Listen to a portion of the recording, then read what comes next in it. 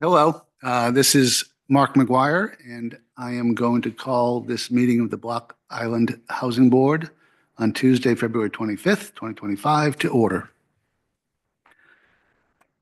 Agenda item number one is public input.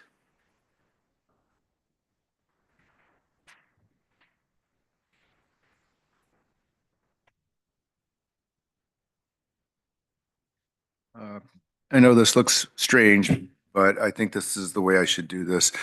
Chris Warfel, Ebbets Howell, Block Island, taxpayer and member of the Housing Board. I wanted to let you know I went to the Block Island Land Trust, most recent one, as a citizen to get into a discussion with them on considering changing things around so they could do more for affordable housing. It turned into what I have to say was an embarrassingly unprofessional meeting on all accounts, on all sides. But this is something that I think the Housing Board should know. The Land Trust is refusing to meet with the Town Council, Planning, and us to discuss the housing crisis in ways that they could possibly help. They will not consider anything new or different than what they have traditionally done. They are refusing to consider amending the legislation. And so my feeling was going to them was because they have not changed anything really since their inception to any significant degree, that they would be more considerate of the situation that we have today and not the one we had 30 years ago. And it fell very flat. I was really ticked off at Barbara McMullen and Joe Priestley in particular. I asked them to make a motion for some consideration. Joe Priestley shouted out that no, they were not going to do that. And I had to remind him that he's not on the board and that I knew how the process worked. And so Barbara said, well, we're not going to do that. And Harold Hatfield said, we're not going to do that. I said, good. That's all I needed to hear. Thank you. That's on the record now. So that was how that meeting went. And I really think we need to seriously consider what to do about Block Island Land Trust as it relates to us and our mission. Thank you.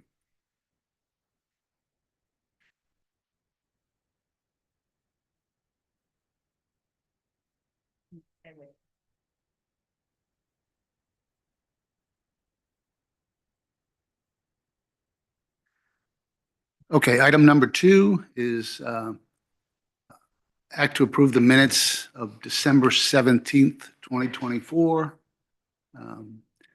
I'll say first, I apologize. I wanted to get on here the last month's minutes as well, but they'll wait until next meeting because I had some miscommunication on the agenda. So I'll make a motion to approve the minutes of December 17th, 2024. I'll second that.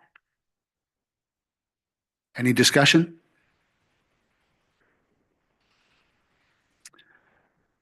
All those in favor? Aye. I'm abstaining as I wasn't at the meeting.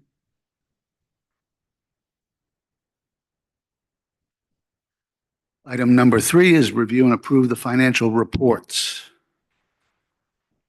I think we have them. I'll make a motion to approve the financial reports.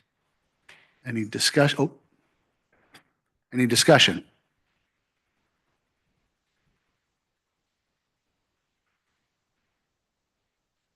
I will only make the point that it's not an official financial report, but there was a 10-year status, I guess, of our income sent out as part of this meeting. It reflects our financials for this year as of February 18th, whereas the financial reports are as of January 31st. So there's a slight difference there, but it's understandable given we're getting income in now, just so people are aware.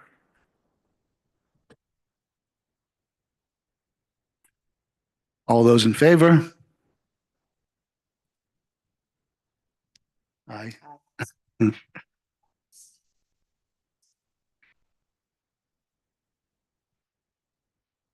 Okay, so the financial reports are approved.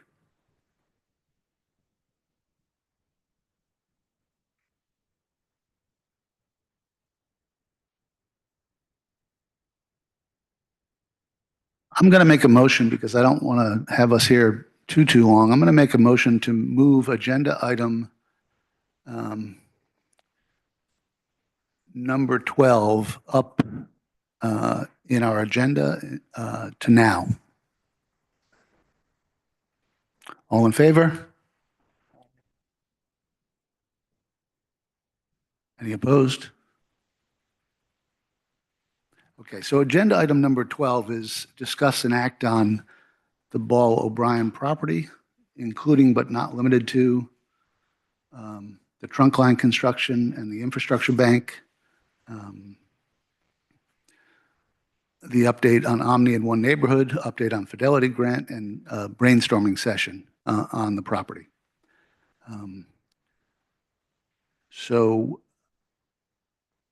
I think I'll wait to provide this information during this discussion, but I'm going to make a motion to award the trunk line contract to the A-Transu Corporation based on the draft that was distributed. I'll second that. Okay, in the discussion, I'll start off. I wanted to give an update on what's going on with the trunk line and the Rhode Island Infrastructure Bank grant. So in the last few weeks, I've just learned that we have some requirements with the bank. One of the things they wanted was to see the actual proposed work. And so I provided them the latest statement of work that Bain has provided to us. They were happy with that. And so they said, move forward. The other thing that we had to work through is that the grant from the Rhode Island Infrastructure Bank was not given to the Housing Board. It was given to the town. The town requested it on our behalf, if you will. So we could not use those funds until the town authorized us to be a sub-grantee, if you will. So we had to work through that with the town.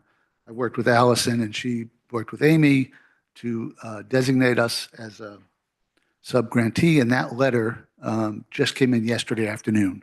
So now we're okay moving forward as the sub-grantee, and we can sign the contract and monitor the work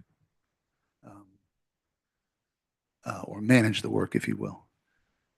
The other thing that has to be done that I learned in my discussions with the infrastructure bank consultants, the Beta Group, is that before work starts, there has to be an on-site meeting with the Beta Group as representatives of the infrastructure bank and Bain and us so that they can just understand what's happening. So the contract that I drafted, and I'm happy to send it out. If people think it needs to go out for legal review, I'm happy to do that. But the contract I drafted stipulates that meeting. So I don't imagine there's a big impediment to having that done quickly. But that's it for now. Any other discussion?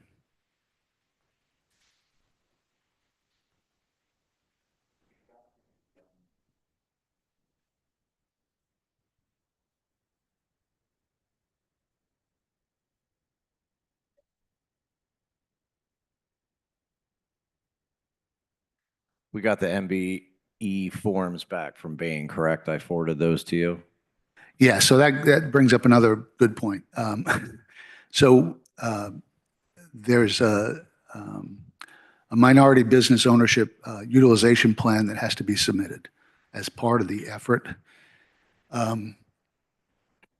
And we asked Bain to fill it out, not understanding fully how the process worked.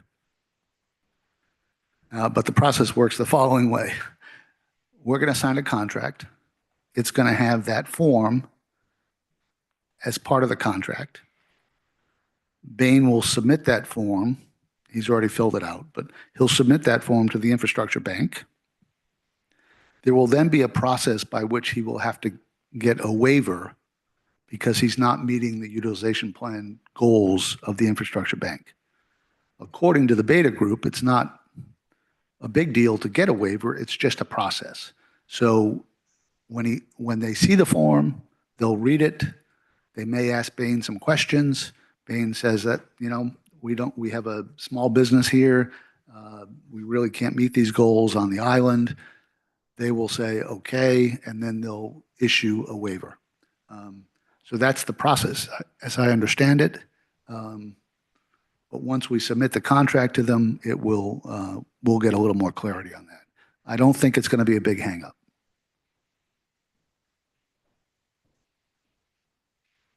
I had also spoke to Bain, Mark, you'd asked about the possibility of changing the density of the project and if that has any effect on this trunk line project. And I had spoke to MG2 about it, but I think their response, which I forwarded to you, is more based on the actual site and less on the road work. I mentioned it to Bain, and he says that even if we decided later on that we wanted to work on changing the density, it would not affect the trunk line work in the road because everything is at maximum size already. So it's not an issue right now with what he needs to do. Good. That's great. There was as Josh mentioned, there was an email back and forth with our GM2 engineers, and they said increasing the density would require a lot of new analysis. It would also require us to go to planning and zoning and all that again. I don't want to take it off the table, but to do this contract, I don't think that step is necessary. I think we can move forward with the trunk line and get this thing going. Any other discussion? All in favor of awarding the contract? Aye. Aye. Anyone opposed?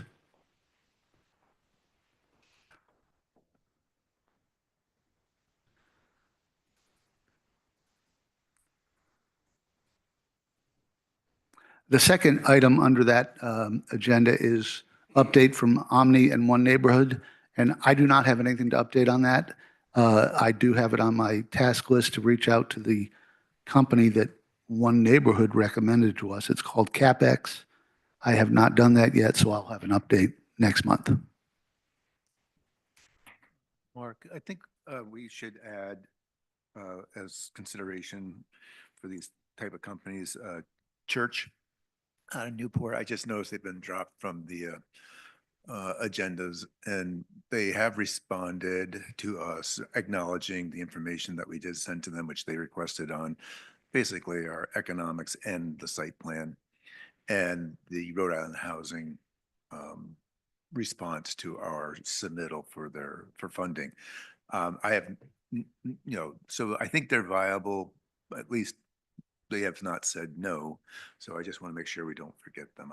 I have not approached them since I provided that information, thinking that we can give them some better information pretty soon. So I don't want to come across as maybe harassing them I'm not really doing that, but I think they're just taking their time with a lot of things, and we're not a high priority probably.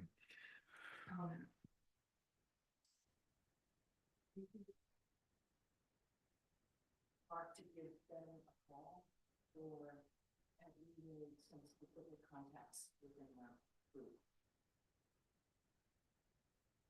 I do have the contacts. I think you folks have them too.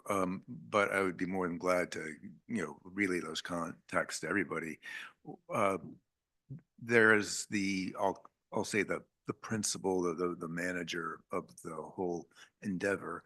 And then he had assigned us to a staff, a particular person whose name escapes me right now. But those are the two people that we should be most likely dealing with first. I'm just thinking, some of our initial contacts with One Neighborhood and Omni, they really wanted to deal with a subsection of the board. So just to make sure that we've got one person or two people that will interface with church, so we can kind of, pull them into the mix here. I think it'd be a good idea. And Yeah, so Cindy and Chris- team, I'm Oh. not sure, I'm not sure that you guys can hear me, but maybe you can confirm. It's Rob Grant. Oh, hey, Rob. Hi all, and apologies, I joined just a couple minutes late here today. But maybe just a brief interjection. Cindy and I had a couple of the initial conversations with the folks prior to CapEx, which I'm blanking on, but then I've also have had a couple conversations with CapEx and Chris, to the extent it's constructive, would love to be a consistent thread across some of these other conversations, just having sort of been a developer in the past and maybe helping both keep folks honest, but also, translate some of the language. So I just will submit that I have some history with CapEx in particular and happy to translate that to the group. And then happy to be sort of a consistent thread through those if it's helpful to everybody. That's really great, Rob. And I had communicated to Mark that you and I had spoken with CapEx and given him the kind of the handoff there. But Rob, having Rob on that call is a great resource for us, since he definitely understands and speaks their language. Okay, thanks, Rob. So I guess, do you want to initiate Zoom meeting or something with the folks at CapEx, or do you want me to do that and include you and do it as a group? Or how would you like to proceed with that, given you've already had contact with them? Yeah, I think Mark, it's probably helpful for the two of us to visit on that historical context. I can send you in the background just an email with some of the back and forth and the proposal that we got from them, and then maybe we can decide what the right next step with them is, if that's okay. Okay, I wasn't aware we had something from them, but yeah, that would be great. If you could send that to me, and then we can move from there. Perfect. And then on the church, Chris, how do you want to handle that? And Rob, did you interject there because you'd also like to be part of that conversation as well? I can be. I haven't had any communication with them to date, and so we'll leave that to you guys. I'm again happy to be a consistent thread through all these, given the experience, but don't need to be over involved either. Okay, thanks. So Chris, how do you want to move forward? Well, I think enough time has gone by where it would be appropriate for me to reconnect with the staff member and include you on that communication and just say, look, things have been moving and we'd like to, we gave you information. Do you have any further questions? Do you want to schedule a time to discuss things? And I think if my memory serves me correctly, they would like to keep it a small meeting also, not a large group. Okay, that sounds great. Thanks.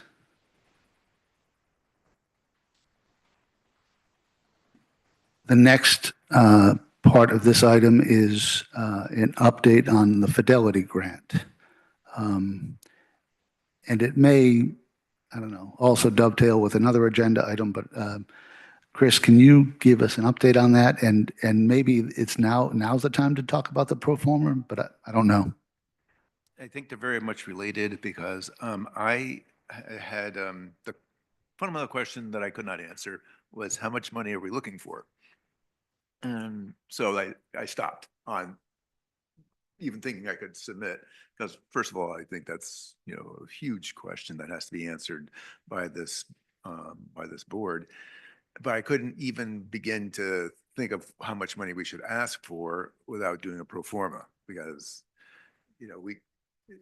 we can play so many more what ifs with the spreadsheet if we have one in the pro forma. And so I just started loading it up with data from the Rhode Island housing grant application or funding application that we sent, and just some other information, just to see what kind of situation are we in. And I just ran those numbers, and I wanted to discuss the pro forma with you to see what you thought of it, any glaring errors, any things that are not in there that you would like to see, et cetera, to make it more usable and friendly or helpful for the housing board here. So I have not done anything more on the Fidelity grant other than to make sure that we're still there, and we are. And anyway, that's my thinking of the pro forma. Just a question, Chris. Is there any way of securing some data on what Fidelity has granted other agencies? Any information out there so we can kind of get a sense of what their typical award might be based on past history? I think there is a section in there on past awards. And I pretty sure I looked at it, but that was like 5 months ago. So I did not retain that. So yeah, I should look at that, and let you folks know. So, Yeah.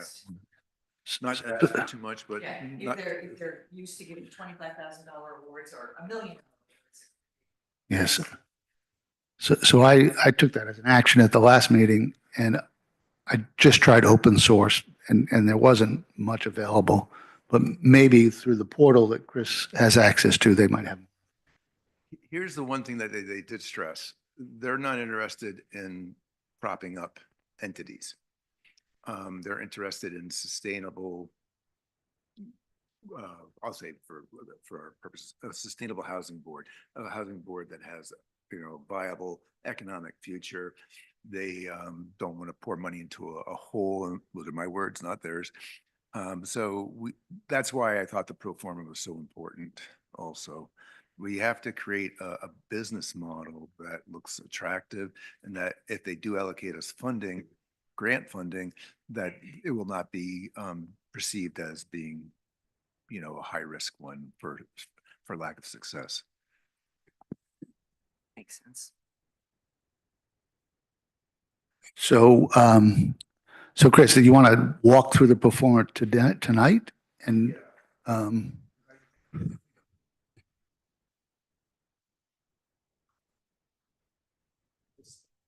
Because we are pretty uniquely well situated for this, in that Fidelity focuses on funding opportunities in their locale. And then when I realized that, and realized that they have a processing center up in North Smithfield, Rhode Island, and I went through that qualifying process, and they said, yes, you qualify. I think that gives us some, we're kind of fortunate. There aren't a high percentage of entities that fit their criteria, but we did. Okay, so back to the question. This pro forma is set up in worksheets. And I tried to do it in a way that at least made sense to me. Let's see. The first sheet I think you have before you is construction costs. And I took a lot of this from the Rhode Island housing application, just to get some numbers populated. My purpose was to put numbers in here, check the mechanics, the math of the spreadsheet, see if it works. So far, I haven't seen any errors, but I'm sure we'll find out. So I broke down construction costs into several major segments: site preparation, site work, and buildings. And then there's subsets there. And again, a lot of this information came from the Rhode Island housing spreadsheet that we submitted. And I came up with a total construction cost of $5.97 million. And that's because we got a $250,000 grant, I think. from Rhode Island infrastructure. Anyways, that's just our construction costs. So this is changeable when we get more data and better data, but I just wanted again to just populate with the best information that I. So The just Information we have at hand. should we use the bids that we received instead? Or is this basically that? It could be. We could use the bids in here, but I don't know if they were broken down in such detail. I'd have to go back and look, yeah. I don't know how much detail. The Rhode Island housing spreadsheet model to me was unfathomable and not useful for 99% of the world population because it was too complicated. It doesn't suit our purposes, it suits their purposes. So, I didn't want to get into trying to mimic their spreadsheet because I thought it was overblown and counterproductive to actually making decisions. This is a much more straightforward format for us, so that's great. But I'm pretty sure, quite sure, that the numbers that populated the Rhode Island Housing Grant were taken from our bid from A-Trans Corp and the modular. So it's, was good data at the time, unfortunately is now through 2 years old, 2 years old, I think. The modulars? Last year? Okay, so maybe 18 months or Because I something. wasn't here. Okay, Maybe. so that's, it's slightly dated information, but was the best we had. Yeah, and when we get better information, we can throw it in there. I just want to, again, I want to see, does this work? Then the second part of this is the capital sources. And I broke it down into our own sources, that's BIHB, what is debt, and then what are grants. So we have our internal funding, debt we have to pay interest on, and grants are grants in that we don't repay them. There's no interest or anything like that. So you'll notice under grants, I put in the assumption of a town of New Shoreham warrant for $2 million, which I think we may be discussing something like that later on in the meeting here. Anyways, I wanted to populate it with that, and you may have to take that out, but hopefully it can stay in.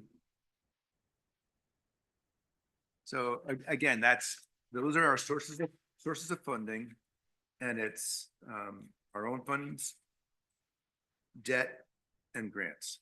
Those are the major categories that I could think of. I'm just not sure about those numbers though, Chris. Yeah. The Rosa Fund and the Block Island Solar Initiative. I thought, yeah, I thought it seemed high.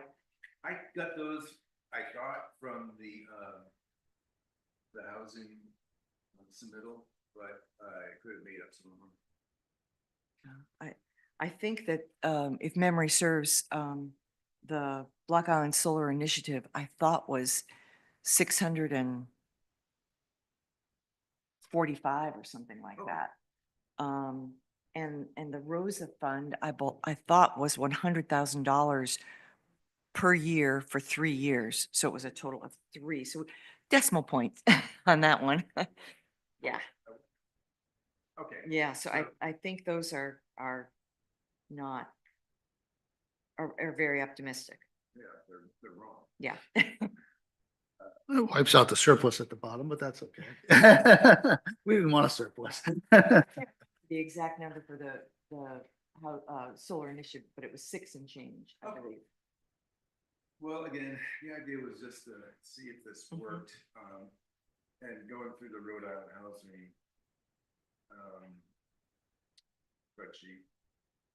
That's where I mistakenly got those numbers.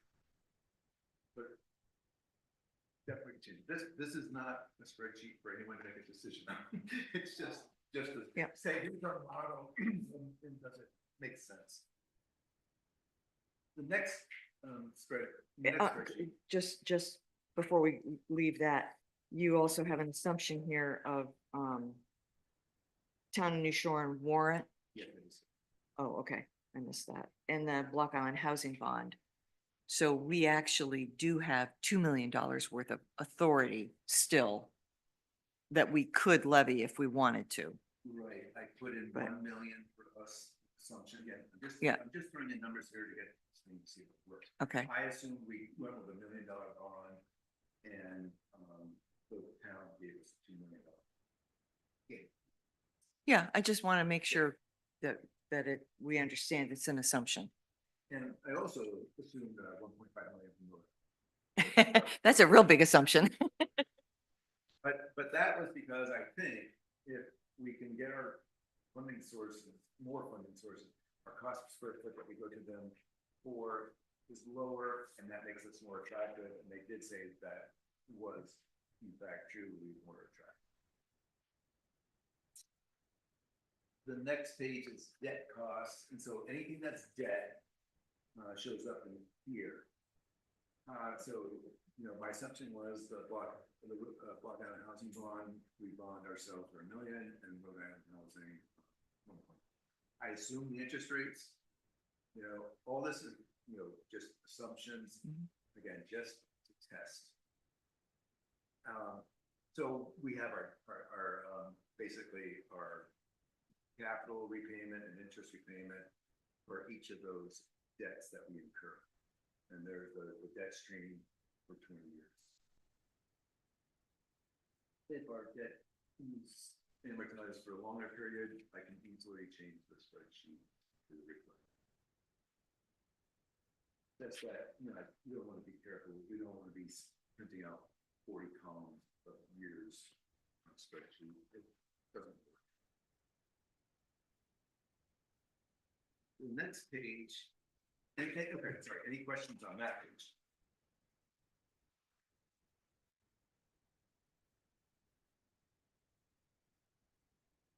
The numbers seem to work out when I told them our capital cost repayment was exactly what the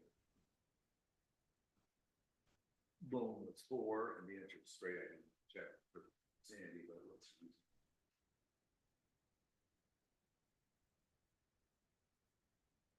Okay, no questions on that, and then we go to the next page, which is income. So again, I made assumptions that we have the 1% rental tax at $200,000 a year, and then there was an inflation consideration of 2.5%. Then I assumed that we would get the STR tax because it grant us that for our request, and that was going to be $125,000. I like your optimism. And then I put in the tenant rent assumption of $800 a month for 16 minutes, and that inflated also. I added some other things for utilities. We can do some management fee on utilities if we want to. That has to be extremely reasonable. But I don't know, we have not discussed how if rent covers utilities not. And, we haven't gone down that road. So I just put in utilities, water and sewer, and just assume water and sewer will pass through, but on electric, we would have some kind of like 1% fee on that. Anyways, what is paid out, it's basically a wash. Basically, it's a wash. So I wouldn't get too hike up utilities. Because if you look at our expenses on the next page, utilities are in there and electricity is basically.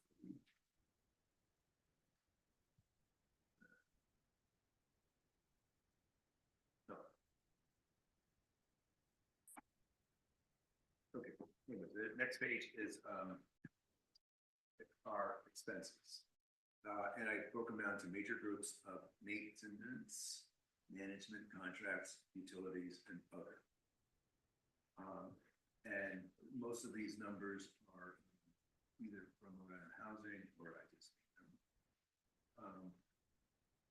So those are the major areas that I have. I have a lot of placeholders. Others you'll see, that's for things that you think should be in there that I neglected to put in. So, don't worry about me missing something. If there's things that I've missed, it's extremely easy to put it into the spreadsheet. It's not a big deal at all. Yeah, I think, I guess the bottom line for me is this is a format approach that we want to take as a pro forma, specifically for the Fidelity Grant, should we move forward, but also for anything else. I think when those grant applications become final, we're going to review all this again. And I also think it would be helpful, as Chris said, he's put some placeholders in, made some assumptions. I mean, whatever narrative we include in a grant application, it's going to highlight these assumptions and or placeholders.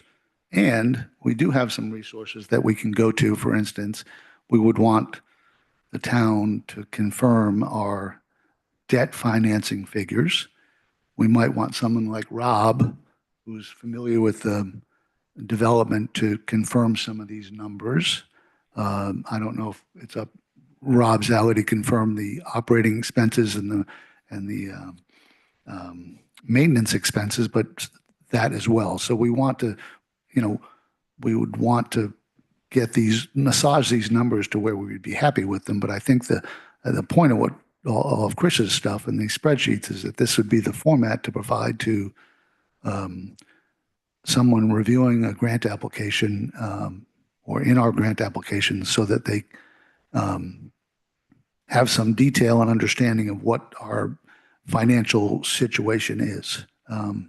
So in that sense, I think this is a good approach. But this isn't something I'm super familiar with. So I don't want us to get bogged down in a lot of the details tonight.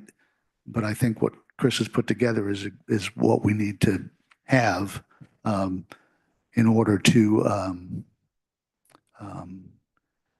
talk to the outside world about things, our projects, if you will.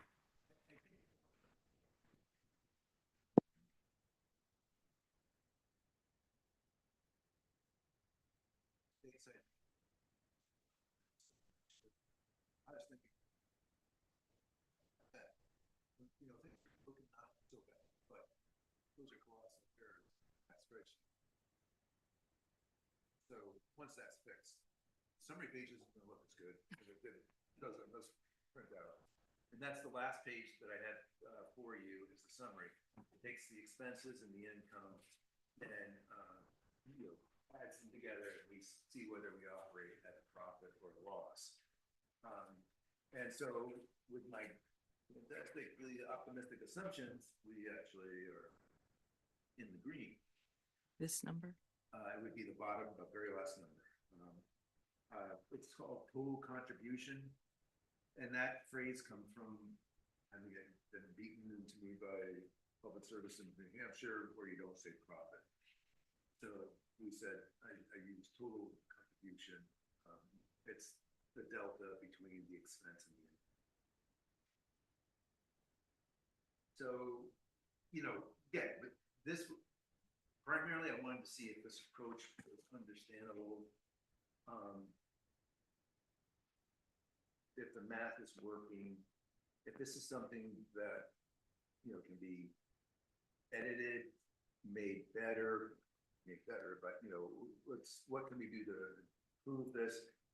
Source of information is the strategy of how I laid this out by these sheets. Is that acceptable? Would you like to see something else? I've written a lot of computer models using spreadsheets that are financial and engineering processes melded together. So I'm very comfortable doing this work. So it's not a problem for me to do it. Kind of like doing it. So feel free to put more work onto you for this if it helps us reach our goals. Okay, thank you. So I think, like I said, the format, I think, is understandable to me. I think if you put it into a grant application, we don't necessarily want to have these numbers or these spreadsheets in the narrative of a grant application. However, as an attachment or backup, it's certainly appropriate. So I think it's a good approach, and it will adapt as we ask people for money. So I think that's the key.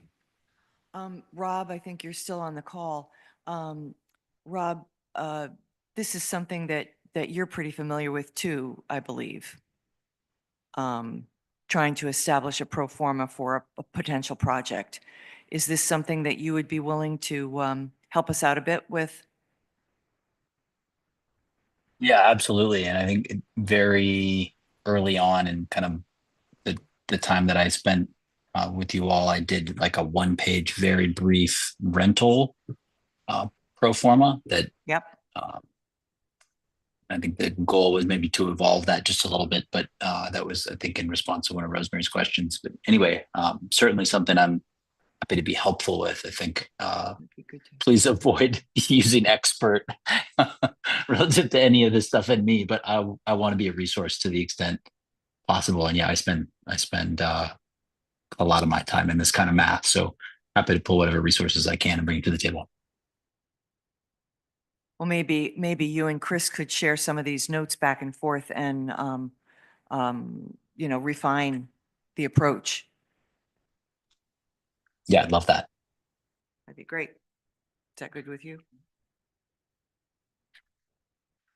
Okay, the next item is brainstorming financing and design options for Ball O'Brien. I don't know that unless someone has a concrete idea that we want to pursue, I don't know if I want to spend a lot of time on this tonight, but the floor is open.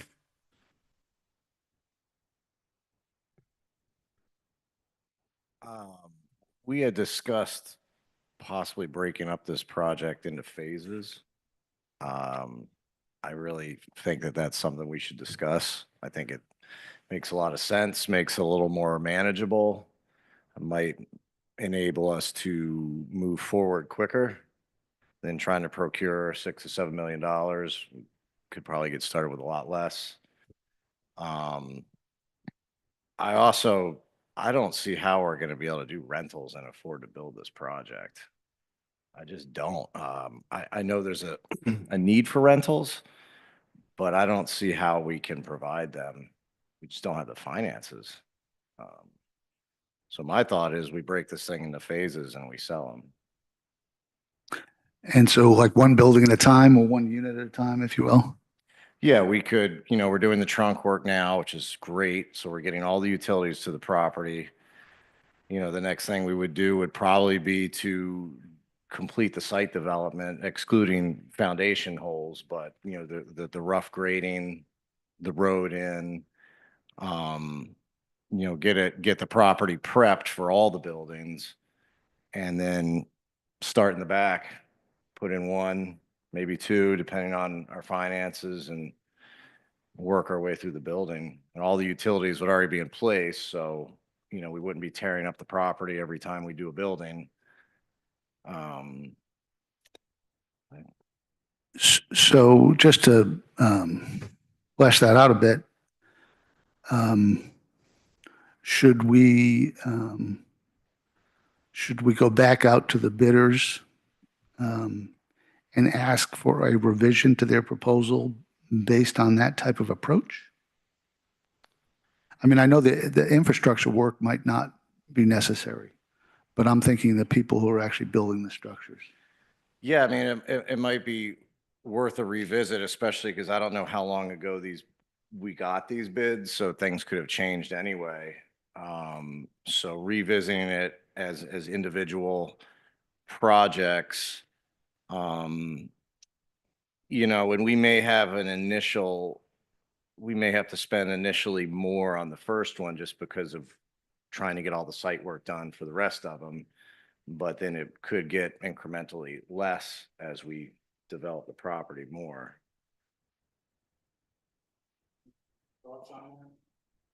On that scenario, would you envision revisiting the architectural design of the buildings that we currently have. So I guess I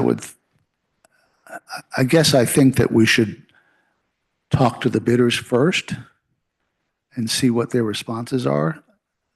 If we revisit the architectural designs, we're going to have to go back through planning and zoning. So it might be better to have some more information up front. I don't know, that we would have to go before planning and zoning unless we changed the size and location of the footprints. What about density? Oh, and density, of Yeah, course, yeah. yeah. But the design, the interior design, planning is not going to deal with. The exterior treatments, planning is not dealing with. We're not in the historic district. So if we used the same footprints, I'm just trying, my question is, do we need to revisit architectural interior planning if we were to switch to a for sale model rather than a rental model? What tweaks? Exterior or interior, what tweaks would we make? If you're now thinking condo style townhouses, is the model that we currently have appropriate? Just a question. And I guess if we're gonna think about building as we go, and we know we can build more there, right? So that might be another reason to look at it again, just to put as much as we can on town water and sewer. As you always say. My thinking is that given the numbers we have right now, rentals don't look good, but I don't think our numbers that we have right now are, the final numbers by any stretch of the imagination. We have not really made great progress on securing new sources of funding. And until we do that, I would not want to change the model of rental, because that is what most people have said they wanted. And I think based on the observation of the houses, not everybody, actually a majority of people are not, do not really fit a home ownership model. And I really have to go back to the surveys, and what people wanted were rentals.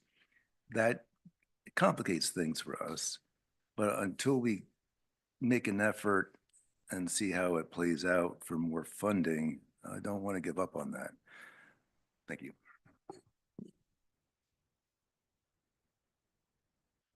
So I guess I'm interested in, and I don't know because I probably haven't studied the plans well enough, but what would change on the exterior between a rental and a purchase if they were purchasing condominiums?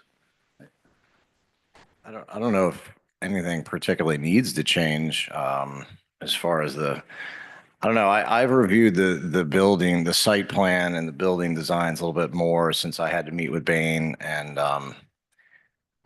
I don't have any problem with the way it's been done. I mean, we're not jamming a ton of buildings in. We've got 8 buildings, 2 units per building. That's 16 units spread out pretty well. I mean, if we try and cram more units in or I don't know, I feel like it's appropriate it's proportionate for the space that we have. And it's a lot of units. I mean, 16 units is a lot. So could we go back to the contractors and ask for their take, or not the bidders, I'm sorry, and ask for their take on this phased approach, and then wait on the rental sales decision? Is that an option? But Cindy, you were, I'm worried that you think there's something real estate wise that is either going to make it more attractive to make it attractive as a sale, that needs to be some changes. I think I'd just like to take a look at storage, parking, garage space, that idea. Originally, my thought for this program, for this project, was a mix of rental and sale.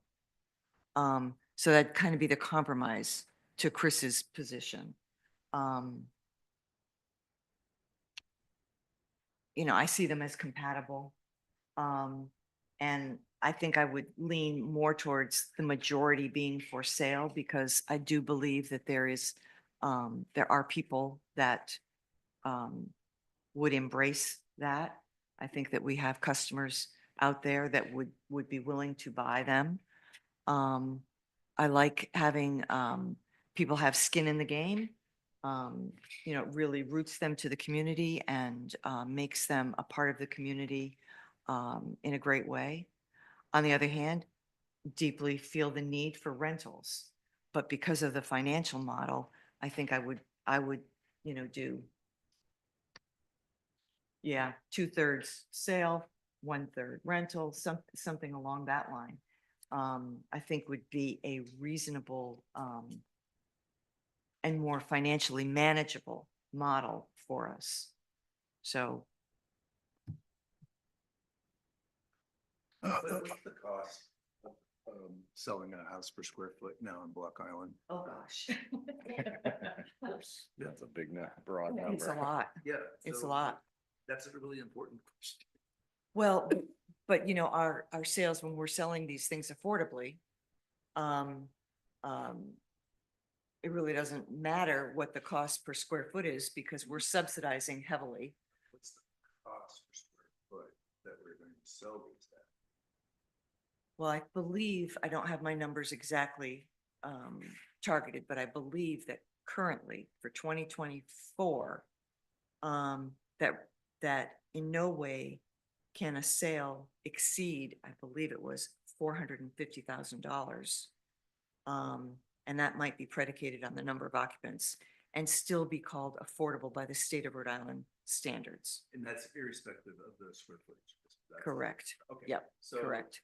So, and I think our target, what we did last time with Cherry Hill, we were in that 250 to 325. Yeah, 250 to 325 was the. But was- are those considered affordable? There's some, they're not- Yes, they're attainable, but they meet the 140 standards that we adhered to and that they are deed restricted in perpetuity. but Those are the two big isn't there things. some criteria they don't count for? Well, that was the disparity of the 120 that Rhode Island Housing advocated and the 140 that they granted us. Okay. So there's that disparity. Yeah. Personally, I feel that, given the costs out here and the income of the people that, if you go to 120, then people can't get a mortgage for a $250,000 house. Yeah. So if you go to the 140, you can find people with incomes that can sustain a purchase somewhere in that 250 to 350 range. Below 140, it doesn't work. So just using the numbers that we've had in the last couple of minutes here, that's about $478,000 per unit. Right, and that's where the housing board has essentially subsidized affordable housing to the tune of 50% or better in order to keep it affordable. That's where our money has gone, to bring that price down. Okay, so I'm gonna make a motion. The motion is to form a subcommittee that will communicate with our bidders for the construction of the units and ask them to give us a revision, updated proposal based on a phased approach to the development.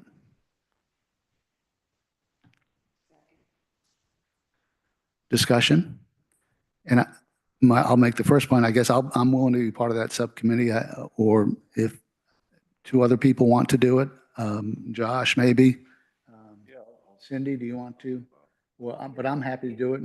Yeah, I'm happy to, but I just want to check in with you, Josh. To me, so I understand, what would the additional costs be associated with phasing the approach? So, obviously, when you do it all at once, there's a synergy and utility, and it's cheaper to do it all at once. So, so you're basically asking, what's the dollar figure associated with, instead of having the modular people build all of the structures at once, factoring it over here. So they're probably going to give us an inflation figure. Sure. Okay, so that's what you're looking for. Yeah, so I'm looking, and we can, whoever the subcommittee is can do this, but we can ask for one unit at a time, or we can ask for two and then two more later. It will also give them the opportunity to update their proposal, given it's been probably 18 months or so. So yeah, that's the approach. Just for conversation's sake, I would take the 2-unit approach. See if we could do, would you agree, Josh? Yeah. Do 2 units at a time. Yeah, I don't have any, That might be better data. okay. Any other discussion? Yeah, I think the 2-unit approach would be good. Again, it is going to be cheaper to do everything as a whole. But yeah, I think the 2-unit approach is good. And again, the site work is the site work. So that's something that we could prep for the whole property ahead of time. Except for the foundation. Except for the foundations, yeah. You don't want holes. It's a hazard. You can't have that. But we're not doing full foundations either, right? We're doing, I think we are. Our bid was for full. okay. I thought, I'm kidding. Back at one time, there was discussion if that grounds could handle it, right? Yes. We just discussed partial foundations, slabs, and full foundations. But at the end of the day, we were fairly certain that we could do the full foundations. And that was the preference of the group. So was that discussion of, how much cost savings there are.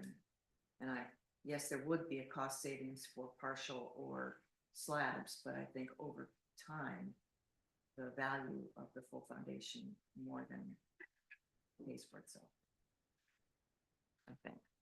Okay, excuse me. Okay, so Josh, you, me, Cindy, do you want to, or Chris? I'll defer to anybody, I'm not as conversant with finances and numbers as somebody else might be, so I'm happy to serve, but if somebody else wants to raise their hand, that's fine. Yeah, what I imagine this is going to be is us, whoever it is, looking at the old proposals and then sending emails or phone calls to the same bidders and describing to them what we're looking for as an update. So at this point, I don't know that we're getting into a lot of numbers or anything. Yeah, Except, Frank, if I may, Josh and you would probably be the best to pursue that conversation. We don't need, multiple people to do that. okay, so any more discussion? One other thing is, so just looking back on the old paperwork, I saw that we had a bid from Connecticut Valley and one other company, right? Avalon. Okay. Oh, at Buffalo, but we didn't get anywhere with Buffalo. That company who built the West Side 20 Bean Homes, I believe that's who it was. They're actually right up where I have a place. My place in Vermont is right next to them.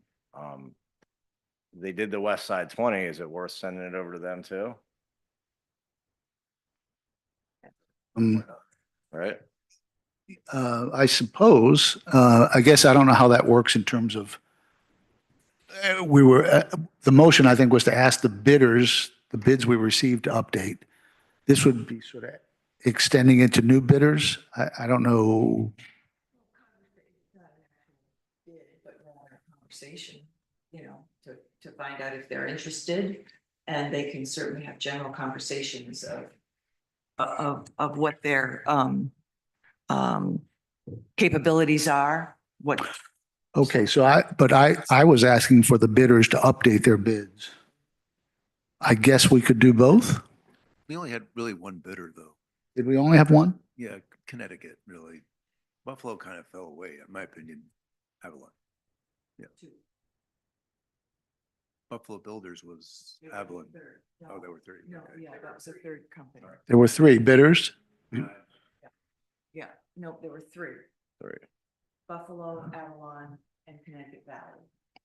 And we focused on Avalon.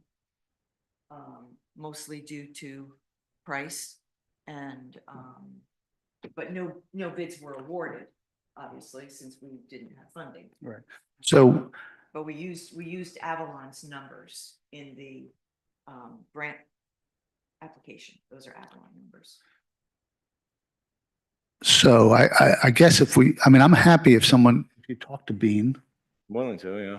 but I think the motion would be to ask the bidders to update so that if we get some amazing feedback from Bean, then we can reopen the RFP later and do it again. If we're not happy with what we hear from our current bidders and Bean says something ear-catching. So, Well, I can have a conversation with Bean just to see if there's something they're interested in. sure. In the meantime, we'll revisit the other bidders. Okay. And then, if it's something worth pursuing, then we have a vote to engage Bean for a proposal? Yeah. Okay, Okay. And based on the, drawings that we currently have. correct.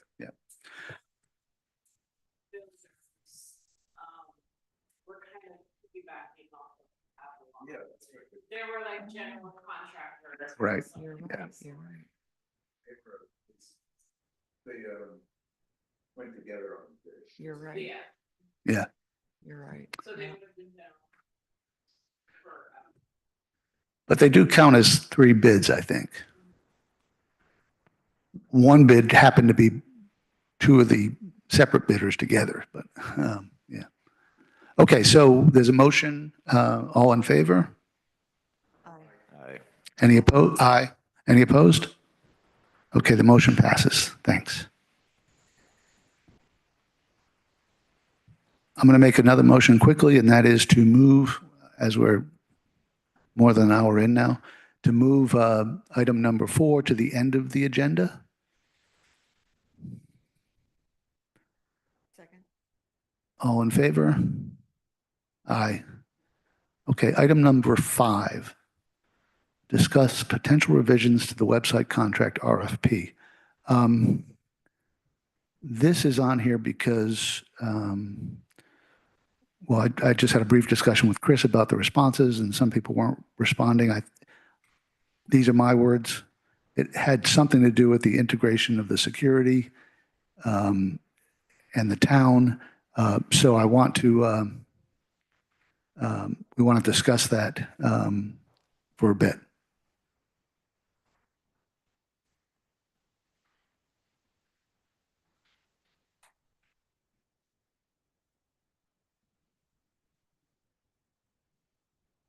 So just as a reminder, bids are due on March 17th for this. So I guess our objective should be at our next meeting to award the website contract. But if I understand our conversation correctly, Chris, that you had heard that some people didn't want to bid because of this secure bit of the RFP. But that may be a misunderstanding. So go ahead. No, it appears that for some people,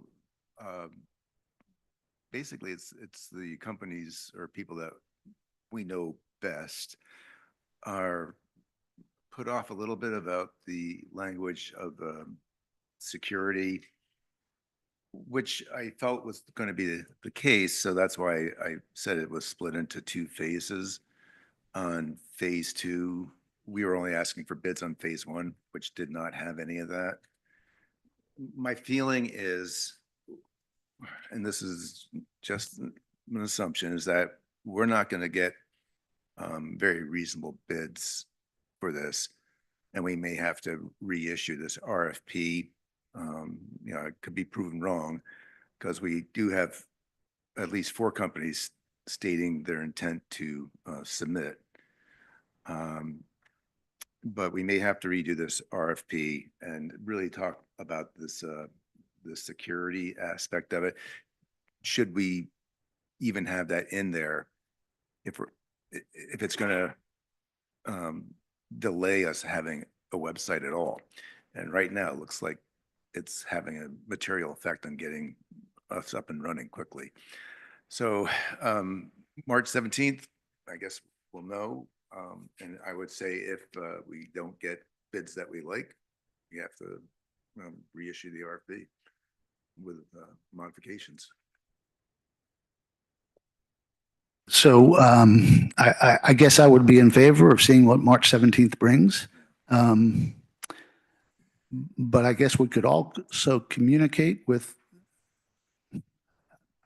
the people who are hesitant that they could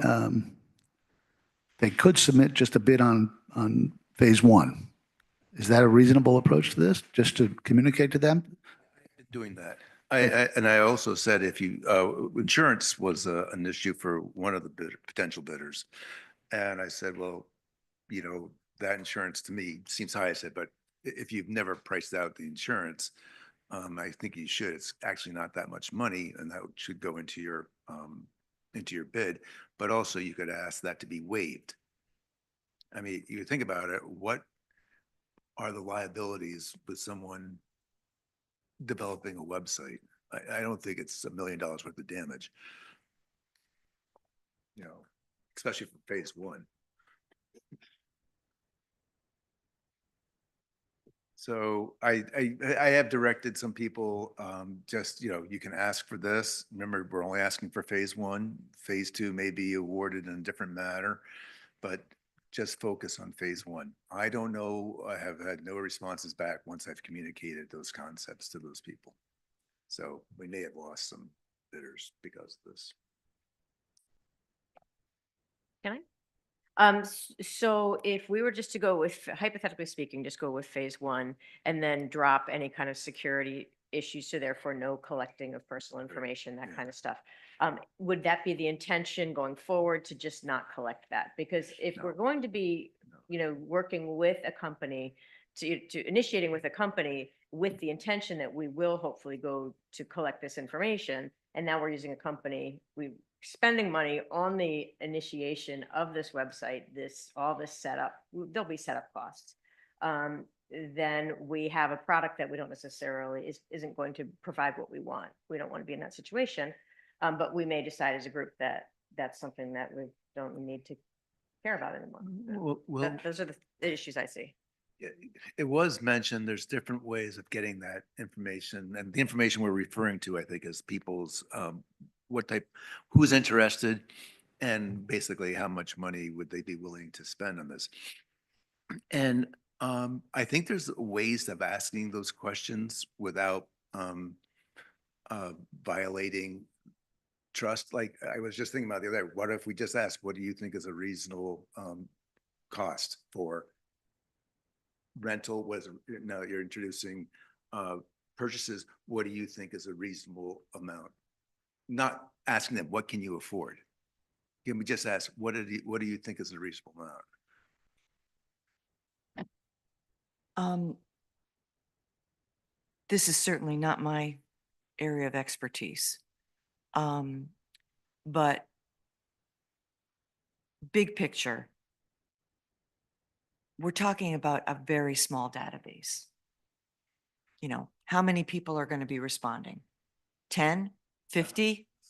Yeah, less than 100. So it's a very small number of responses. And the other thing is that our work going forward to the next decade, how many units are we actually talking about? Again, a very small number. So in my simple mind, if we can just capture people that need housing, people that are looking for housing and willing to give us their name and their email and their telephone number. Then as we get now we're saying, okay, now we're boring down on the West Side Road project. We have those names and numbers. Between this board, you call those people and say, look, here are our options. And you can have a personal conversation with them. It's not like we're managing 4,000 names on a database. So I think it's a very manageable, personal approach. There are some informal lists of people looking for housing. I think the town had some, Bed had some, but the fact of the matter is that list is going to change drastically if we say, hey, we've got 6 rentals here, or hey, we've got 6 houses to sell. That's going to drop your list of available people, in half. But I think it's very manageable. So we may not need to collect all that information on the website. I agree. I think you're right on this. We may have overblown the data collection because it's easy to type stuff up. And realistically, what are we after? And there's other ways of getting this data. We were told people could email certain things to us. We could keep it on a computer separate, not have it part of the website interface. That would get not complete around the security, but we also could just not ask for some of the information that we were asking, which actually, isn't all that critical for what we need. So. And the specific things we'd be asking for are so project specific. Yeah. So I think it'd be a lot less. So I think we should wait till March 17th, see what shows up, and then make a decision. We don't have to award the bid or award the contract. We could go back out and modify it and say, look, we're scrapping that. This is what we want. I don't think phase 1 is going to change that much. So I don't think it's going to be a big deal. Anyways, in all these things, there's negotiation that goes on with the bidders. What do you think about doing it this way instead? And they have their own negotiation where they say we would rather do it this way. So this is a process that's still going on, and I think March 17th will be a better time to make a decision on what to do. I agree. I think it's better to wait for March 17th rather than reissue an RFP now. Okay. Okay, next item. Actually, no, I see Millie going out. Mind if we take a 5-minute break?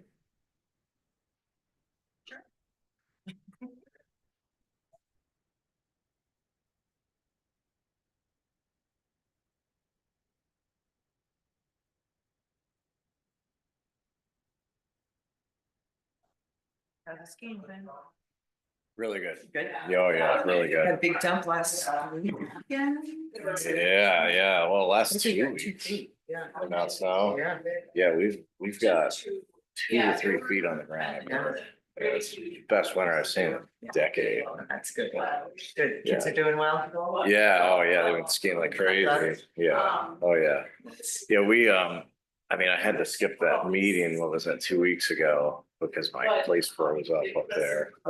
We had that, that short notice meeting there. It was contained to the lower level. It's, I have a 3-level unit. It's a condo at the mountain. Bottom level is like a ski door. You can ski right out. And I think it was my son came in, just slammed. We let him ski while we're packing the car to come home, and I think there must have been some snow and ice in the door. He slammed the door anyway. It looked closed. It wasn't. We left. the wind blew it open, it was -18. And before my heat sensors went off and told me it was a problem, it already froze the basement level. I have a full bathroom and a laundry room down there.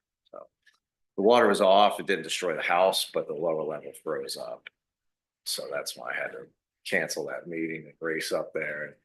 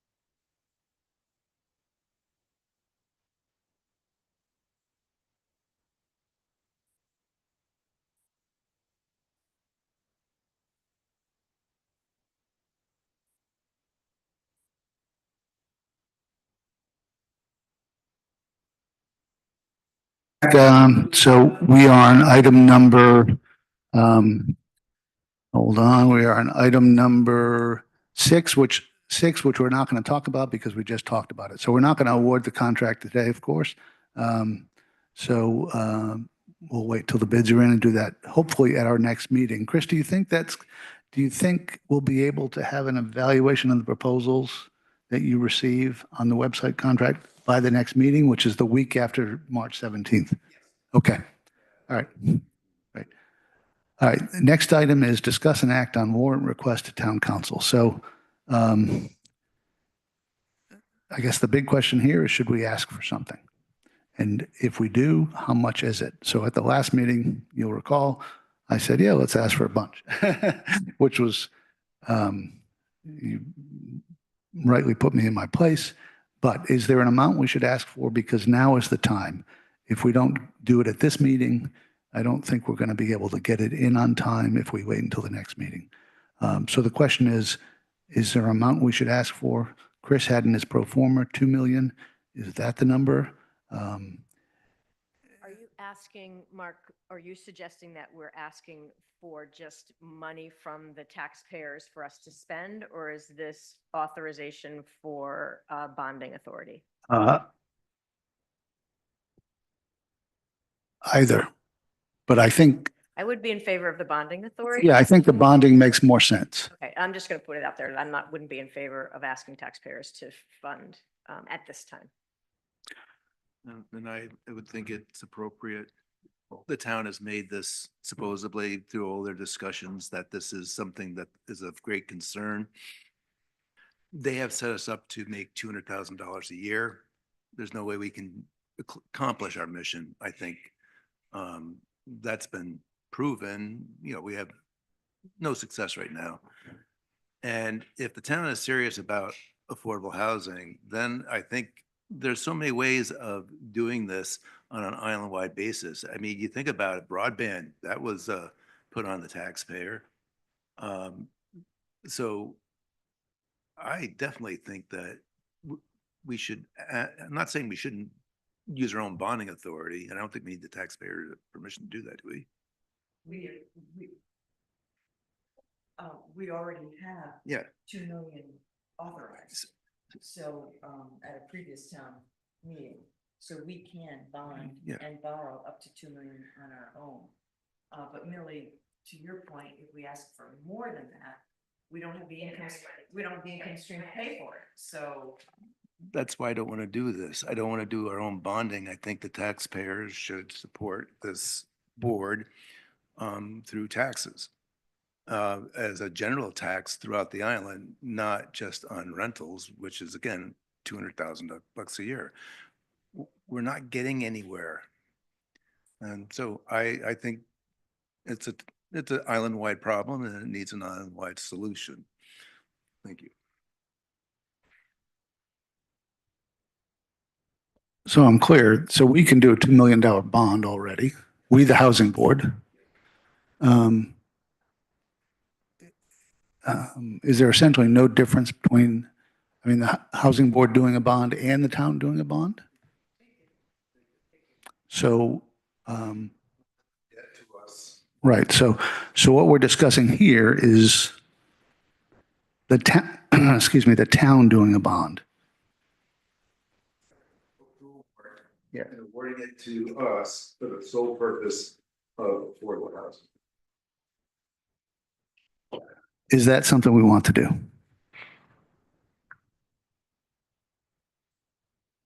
And Chris, do you want to make a motion so then we're officially discussing it, or do we just want to discuss it? You're right. That's the way to do it. I would like to make a motion to discuss a warrant at the next town financial meeting in an amount to be discussed and awarded to the housing board for the purpose of affordable housing, constructing affordable housing.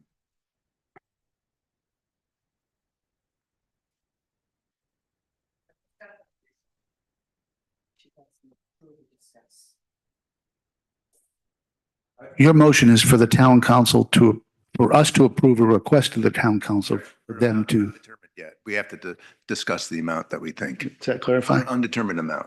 So I'll second that motion. So discussion.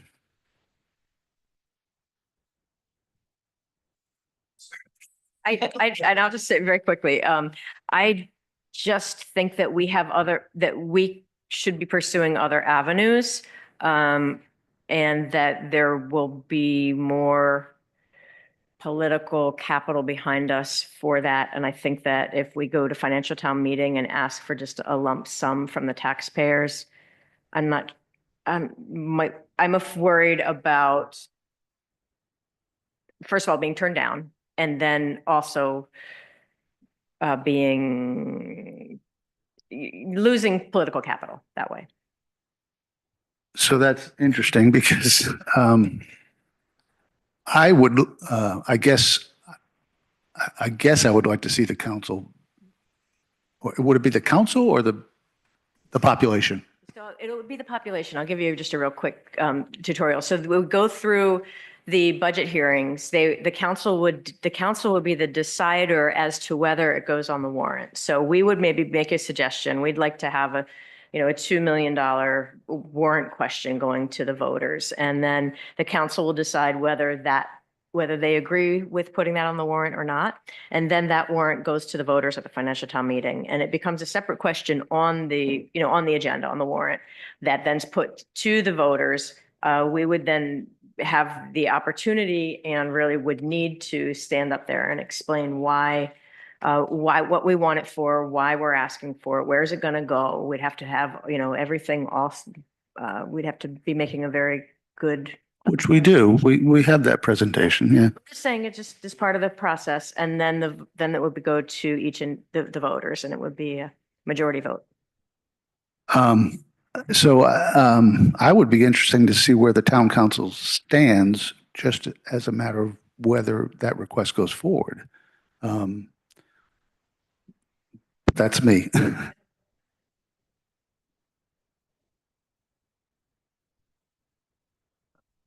I got an interesting email, which I was going to talk about a public comment tonight, but I forgot, from a person just says, why don't, with the real estate prices out here, and I realize that many people out here are not new home buyers, but they said, why don't you have a tax on new sales like the land trust has of 2%? Because they said, frankly, at the real estate prices you're talking about, that 2%, that's nothing to these people. Now, again, I realize a lot of us are not in those categories or that category. However, I thought it was an interesting comment from a person. She says, you don't know me, and I don't. And she goes, but this is what I think.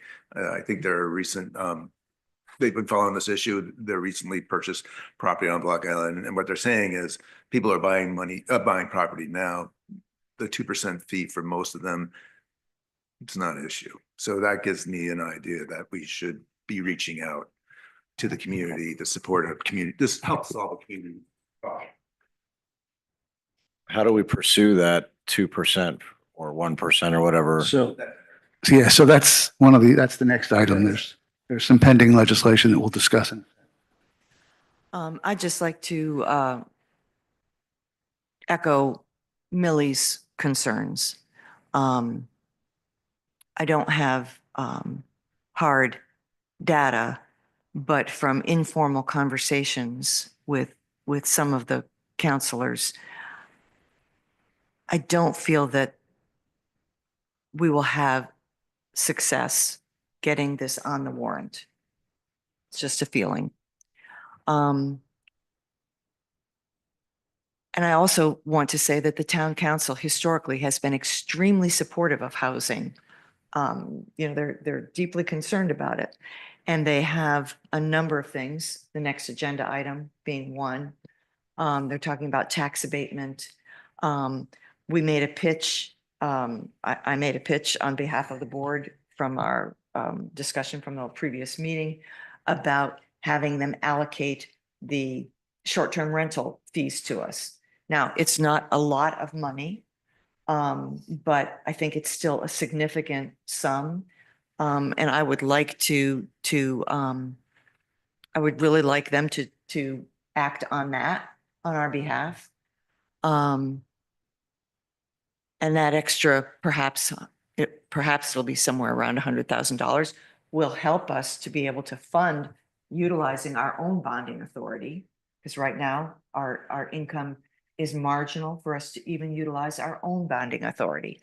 So I fully understand, what Chris is saying, and I agree with you in principle, but I just have the feeling that it will not go over well this year. Would be then make them say that. The feelings are not going to help us in this discussion. I feel you may be correct too. However, I would like to see the town council so we can all in this community evaluate the town council as to whether or not, they say this, do they really mean it? And what is their problem if the taxpayers support it? If the taxpayers vote to support it, why would the town council be opposed to it? It doesn't make any logical sense to me. Let's give we are not getting anywhere with what we've been doing. We need to do something different. Any other discussion? I guess, I mean, I see both sides, but kind of what Chris, like what you said, like we can't even support our own bond. Like, how do they expect us to get anything done with No money. no money? Yeah. And people are always like, oh, when's it gonna start? And like, and then you have the people who have to pay the 1% tax to us that might balk though and say, well, I'm already giving that from my own income, but still there's a lot of money that, I don't know. I don't know how they expect us to get anything done with very little. I think a $2 million bond on the taxpayer amortized, let's say for 40 years. This is I didn't even do the calculation, but I'm going to say it's like, $3 a month on your tax bill. I know how to do the calculation. I haven't done it, but I think it, proportionally, that's the impact we're talking about. And okay, so this is known as socializing the cost, where you spread it over everybody. And I normally am not a big proponent of that, but for these kind of needs, I think it's appropriate. Any other discussion? Well, Chris is kind of persuading me here to ask the question. I think it's definitely worth asking the question. I think that if we do vote affirmatively to go that route, that A, we do need to quantify the numbers, so we know what we're talking about. And B, each of us needs to be prepared to start lobbying significantly. It's not just something you ask the council and you don't do anything. So as we deliberate this, I think everybody has to take personal responsibility for that because it will require. Yeah, I'm happy to go in front of the council and explain our project and our finances and where we stand and why we need this. So yeah, I agree, Cindy. And we're saying, like, our proposal will say it's for our current project. That's what we want 2 million for. Absolutely. It would be, And maybe that would be our rental, like, maybe we could try to sell it that way. It's like, we've done all this work to try to help with rentals and we just can't get funding. There's also the argument that this helps us leverage more funding. So if we have a nest egg, of $2 million, and actually now would be $3.6 million, we can leverage that with Rhode Island Housing perhaps to get funding for another, let's say, $3 million, excuse me, $3 million. So this gives us an ability to get more money because we have a better bank account status. I would look at, that's one of the arguments that I've been looking at for this. We can leverage and qualify for more funding when we have a better financial status. I agree with Shannon. I think if we're gonna do it, we do it as a proposal for rentals. Because that's what we really are struggling with, is how to afford to build rentals. So, That's a good idea. That was several, I think. We could still do the 1/3, 2/3 buy, 1/3 rental, but we don't have. Yeah, we haven't never been be able to afford successful at rental. all with the rentals, and we've been spinning our wheels a lot with that. So we would be proposing this to the town council, as well as the percentage on property sales, as well as short-term rental, financial Well, streams. I think, I would suggest that if we're going to go with the warrant question, that we ask the warrant question. The other issue of a fee on the sale of a first piece of property may be addressed through legislation that was presented to the state. Yeah. So I don't know if you have further information on that. yeah, so that's the next agenda item, but there is a proposed piece of legislation that creates a 2% conveyance tax on sales over 900K. Yeah. It's similar to the land trust legislation. And it gives the town the ability to, go up to 2% on a conveyance tax for the purposes of affordable housing. So that's a separate thing that I don't think when we go to the town on this warrant issue, I don't think we need to mix those two. However, as you'll see in the next agenda item, I do think we need to weigh in on those pieces of legislation and provide the housing board's view of them to the town council so that they can then talk to their lobbyist or decide what they want to do. So any other discussion? Well, we didn't really discuss the dollar amount. Correct. It's reasonable. I think 2 million. Place to start with council, and the council can try and talk us down. I mean, it's not, this is our, this is what we think we need for rent. This will, and I gotta do some math here. So that's a good number. I think we need to do some quick math. But I think that, just down and dirty, we have over $1 million ourselves. Bain's estimate for the whole job was $1 million. Somewhere around Just north of $1 million, yeah. Oh, I don't think it was that much. I think it was more like, well, I'm not, over a million. It was it's over $1 million, but not closer to 1.5, closer to 1.5. not closer to 1. No, I thought it was 1, 2, 1, 3, somewhere. Yeah. Okay. yeah. So, so in theory, we almost have enough money to pay for the full infrastructure ourselves. If we are saying, And that included foundation. and that included the which is foundations. 400,000. Correct. So, we have the money to do that ourselves. With our bonding authority, we can, build a couple of duplexes for sale, easy. If we got the grant money, the warrant from the town, that would give us enough funds to build the rental houses. So, Not quite enough, but yeah, it gets us pretty far. yeah, 4 units.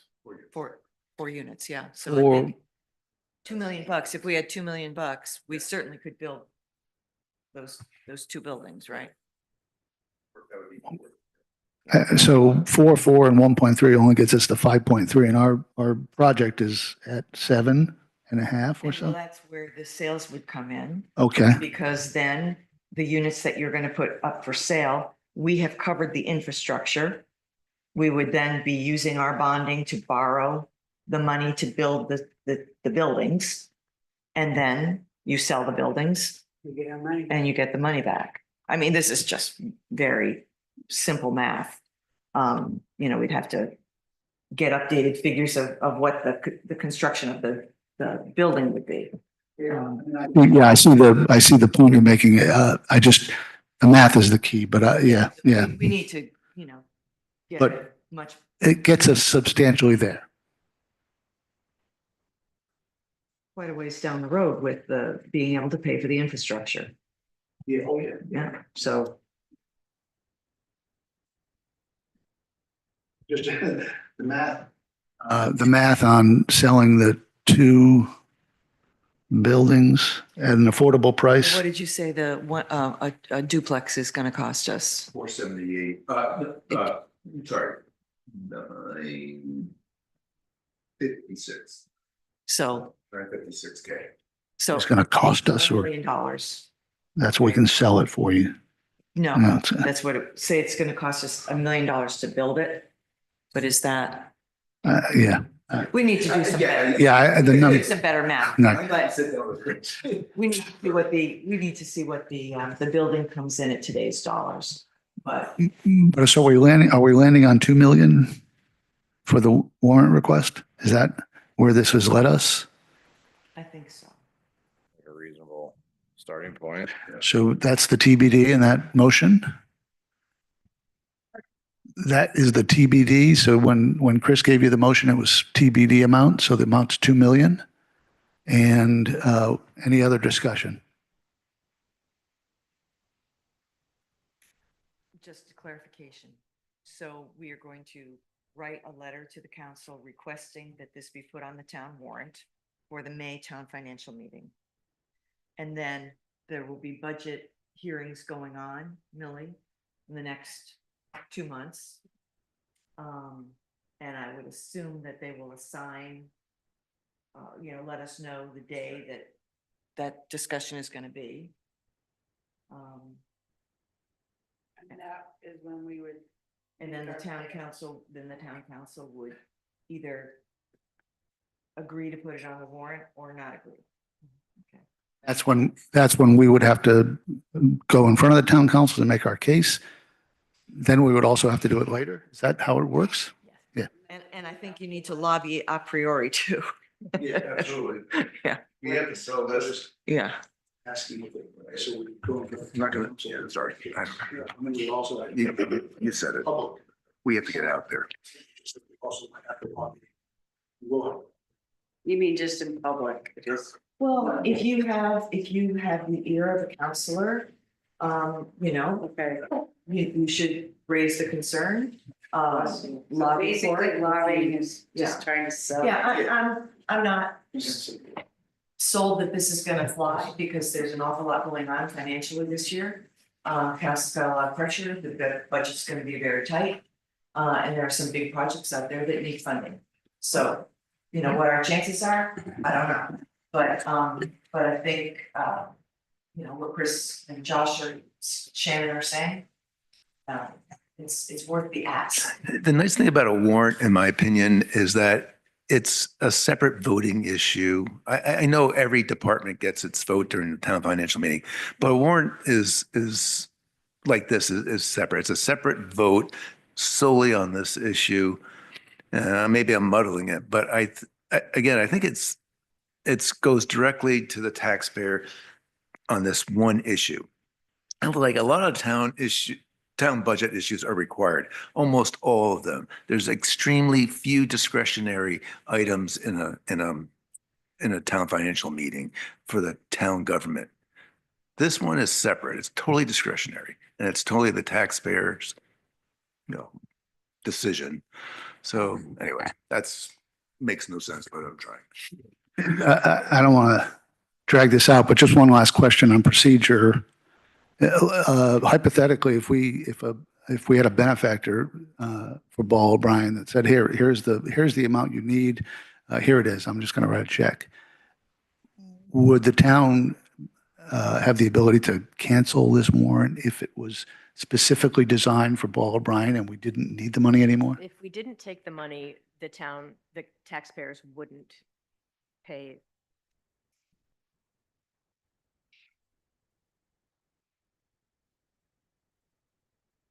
That's a good question. I mean, because the new tax bill will be based on what was approved at that financial town meeting.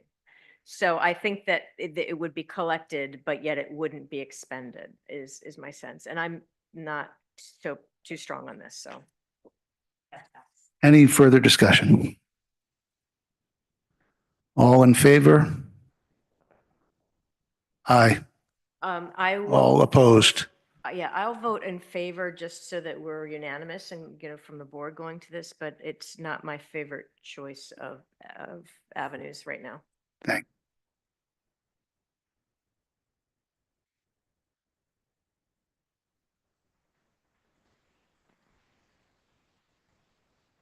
The next item is review and act on Housing Board recommendations to the Town Council regarding proposed affordable housing related legislation. So there are three pieces of legislation that I don't know, did people have a chance to look at them? Okay, so I'll take them. I guess we make a motion. Well, let's discuss first, I think. Yeah, okay. So the first one is something called the Housing and Conservation Trust Fund. That's my short title. Essentially what it does is it's a statewide board that is created. And it's administered by the Rhode Island Infrastructure Bank to fund housing and land conservation.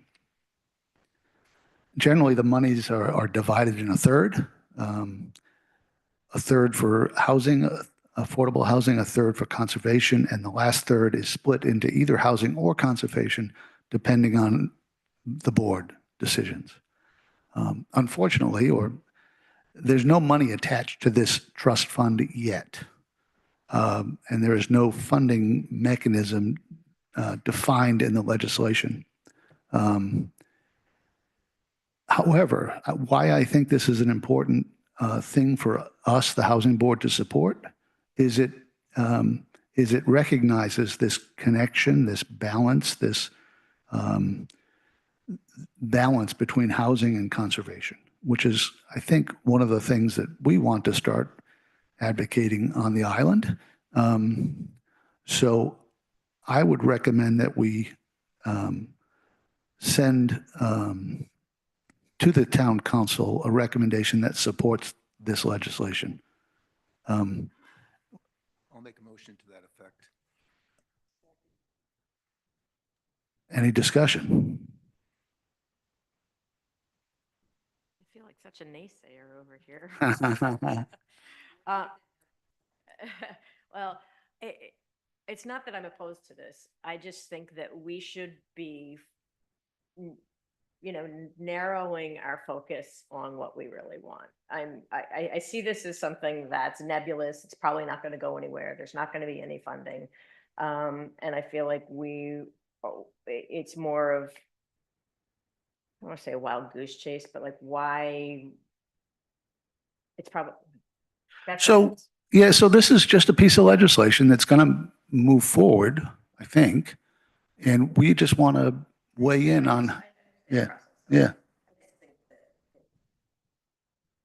It dilutes I feel like it might dilute if we go in, saying, we think this is a really important thing to do. And as opposed to saying, we think this is interesting, good, I think you should do this and maybe do this. I just think that maybe we can talk about all the bills and decide, if we have a priority list or something like that. I don't know. I mean, it's just a thought. That's just my opinion. I think contrary, I would say that it shows that we're trying so hard. And I don't think we're clutching at straws. We don't know if this will, even if we support it and it gets no funding, it shows that we recognize there's a problem. And Margaret, I think you're spot on. There's such a connection between conservation and affordability and housing that, you know, we show that we recognize this. And that's part of our mission. Yeah, and I view this as relatively benign from, I mean, it's a letter that I can draft and just send forward, but Mark, are you talking about drafting the letter to the legislators? Or you're asking the town council to endorse this legislation? yeah, we're just saying, actually, we're just recommending that the town council endorse it. We're not, it's just our recommendation that this is a positive step. And that's all. So, any other discussion? All in favor? Aye. Abstain. So the second piece of legislation is something we discussed last time, I think. I didn't understand it last time, and I might understand it a little bit better now. It's the hotel tax. And it's this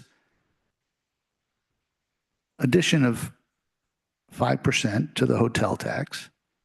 And it doesn't apply to us until January 1st of 2026, I think. So on January 1st of 2026, the legislation says that the 5%, in addition to applying to hotels, will apply to seasonal house rentals.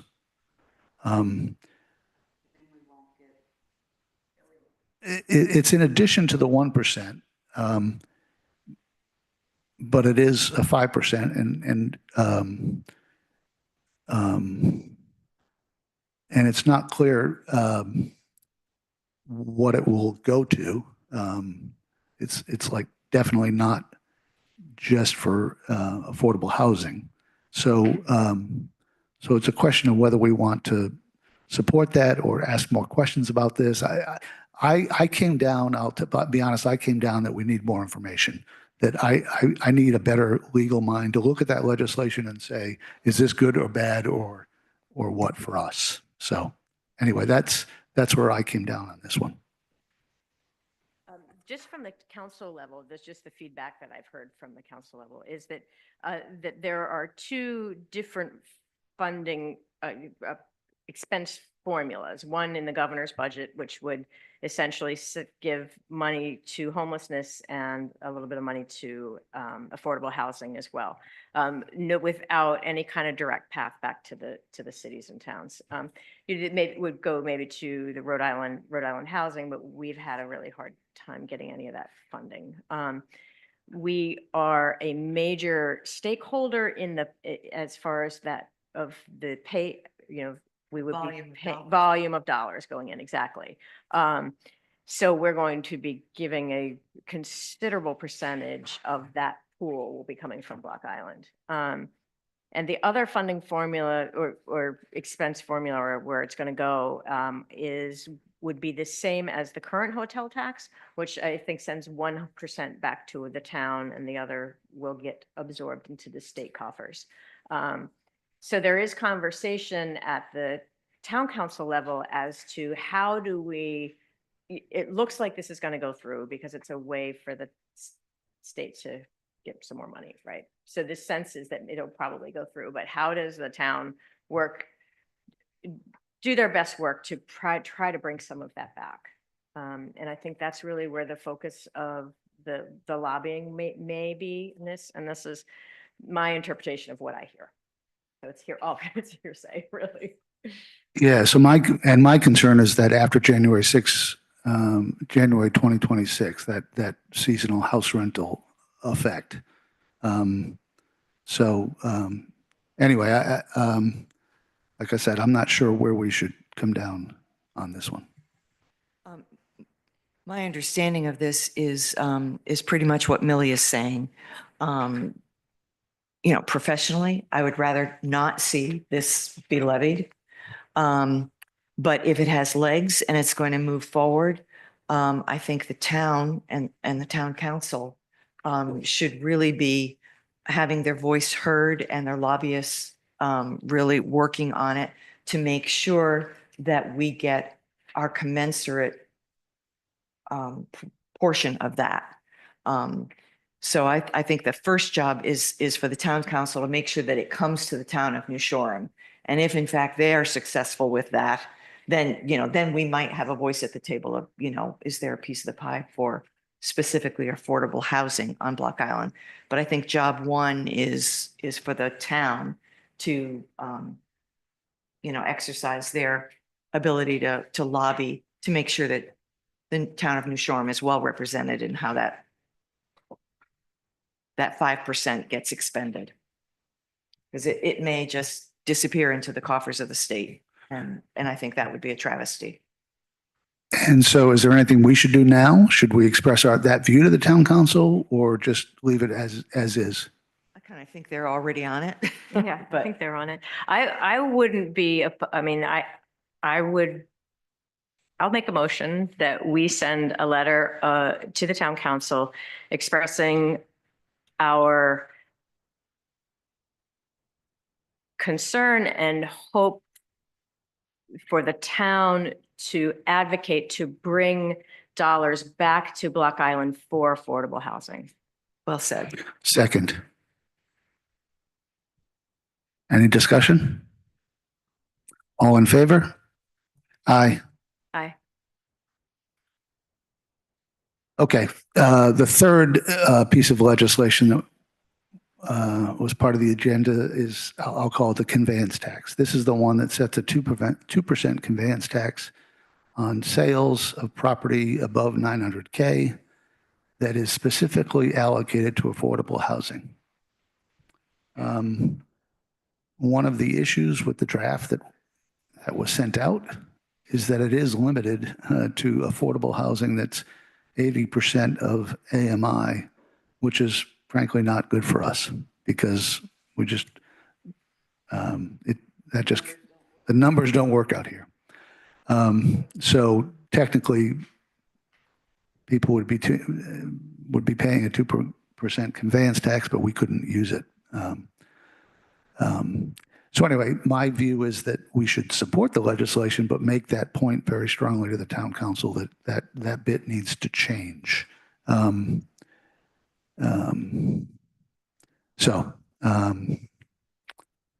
also, the other thing that caught my eye with the legislation is that I started digging and it referenced some past legislation, past statutes.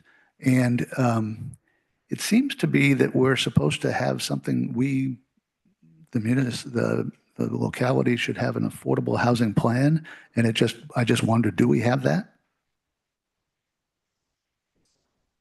Comprehensive island plan, which speaks to affordable housing. I couldn't recite exactly what it says right now, but I don't know other than the goal of, 10%. Other than that, I'm not sure that we have a specific plan. Our comprehensive plan does have a housing component to it as an addendum, and I imagine that's probably what's being referred to. We should probably dust that. But yeah. Yeah. And This isn't referring to us specifically. It's generally all municipalities need to have an affordable housing plan. So maybe that section fits the bill. So The comprehensive plan my sense. was redone not too long ago. yeah, and it's going to go up for revision again. I think it's for 2026. Yeah. So it has the process will be beginning soon. Yeah. Comprehensive plans for every town and municipality have to be revised and revisited every number of years. But we should see what is currently in our comprehensive plan that says about housing and see if there's any issues that we need to tweak. Okay, so I'm going to make a motion that we send a letter to the town council expressing support for this legislation, so-called conveyance tax legislation, with the proviso that the 80% AMI needs to be adjusted, perhaps specifically carved out differently for Block Island. I'll make a motion to. Did we already do? Oh, I'll second it. Yeah. discussion. I'm just wondering, the legislation that we fought for before that gave Block Island 140 dispensation. I wonder if this would apply to that or not. My initial reaction is it probably doesn't. But it would, again, be something worth revisiting and seeing if there is some wiggle room there. The way that legislation was written, I don't think it would cover this, but you should look at it. Okay, so any other discussion? And do we want to hold off until we understand that? Well, I think it's. Yeah. This is the meeting that this needs to be addressed yeah, for us. I think we can send a letter, you know, and that when it actually hits the legislature, there'll be debate about it, and that would probably be the time that we would need to be clear on where we stand with our 140. okay. So all in favor? Aye. Aye. Going to try to work through the last one or two quickly here. All right. I think we are on to number 10 is deleted because we just discussed it as part of number 8. Number 11. So the planning board, I was at the last planning board meeting and they have agreed to meet with us to discuss whatever collaboration we want to have prior to their meeting on March 12th. They haven't defined a time yet because they said they would meet early or they would meet at their regular time if their agenda was thin. So the issue here is we would want to send 2 to 3 people to that meeting to discuss. We don't want to send more than 3 because we don't want to have create a quorum issue. So 2 to 3 people to meet with them collaboratively to discuss. And one of the things that they're particularly interested in is this issue of how do we get to the 10% and how the 120, 140 issues affecting our 10%. And I can't speak to that a lot of details right now, but maybe Cindy, if you want to add anything, I don't. Anyway, that's one issue they asked us to come prepared to discuss if we meet. So who would like to go to that and meet with the planning board? We don't have a date certain. It's March 12th. It is March 12th, but we don't have a time certain. It will be prior to their regular meeting, but they haven't determined whether they're going to delay their meeting time, delay their regular meeting, or meet early to meet with us. So sorry if that sounds confusing. I would love to go if I can be there. Okay. March 12th. Anybody else?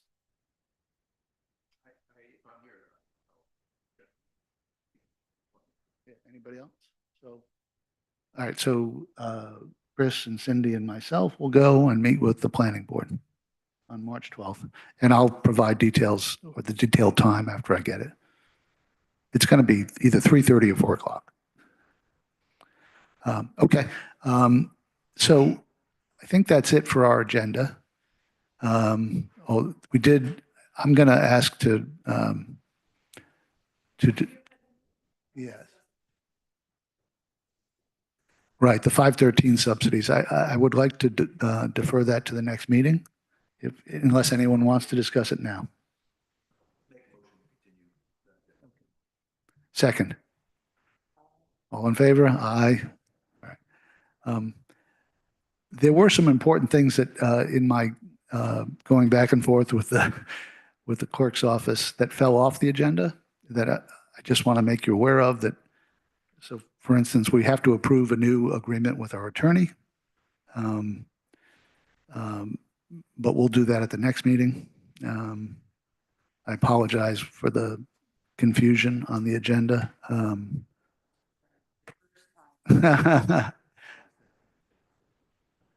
I also want to, so there's something called an annual report that we need to address. I don't know when that gets published, so that'll be an important agenda item.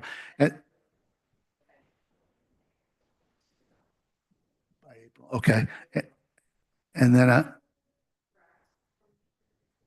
yeah, okay. That'd be great, yeah. And I commend it, so there's a paper that, a draft that I think lays a good foundation for a strategic plan for the housing board. Jerry Noonan helped do a lot of work for it, and I meant to get it on this agenda, but it fell off. So that's one thing I also want to address at the next meeting. I think in the meantime, if people have comments on it, please take a look. And I think that's about it. So I am going to adjourn this meeting. Oh, make a motion to adjourn the meeting. All in favor? Aye.